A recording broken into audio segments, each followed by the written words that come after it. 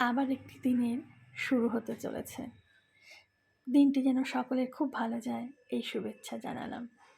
আমার কিন্তু দিন শুরু হয় ঠাকুর ঘর দিয়ে।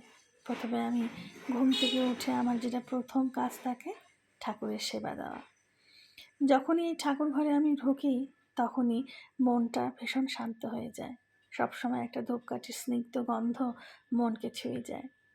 মেয়েকে সকালে তুলে দিয়েছি, ওর মতন ফ্রেশ হচ্ছে। এরই ফাঁকে আমি ঘরটা গুছিয়ে নিলাম। বিছানাটা এলোমেলো থাকলে আমার কেন যেন ভালো লাগে না। মেয়ে রেডি হয়ে গেছে স্কুলের জন্য, ভাতও খাইয়ে দিয়েছে। এখন টিফিনটা ব্যাগে নিয়ে এবার স্কুলে যাবে। মেয়ের বাবা যেহেতু নেই, আজকে সকালবেলা মেয়ের কাকাই স্কুলে দিতে যাবে।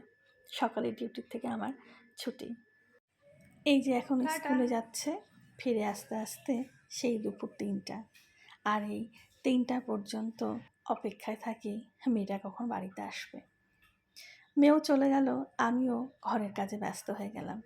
ঘরের বিছানাটা তুললাম, এবার বাইরের বিছানাটাও তুলে নিলাম। এবার এক কাপ কফি নিয়ে সূর্যের স্নিগ্ধ আলোয় নিজের গাটা ভাসিয়ে দিলাম। খুব ভালো লাগছে এই মিষ্টি আলোতে দাঁড়িয়ে থাকতে। গল্পের কিন্তু শেষ নেই, আবার গল্প নিয়ে অন্য একটা ভিডিওতে চলে আসবো। এখনকার মতন টাটা।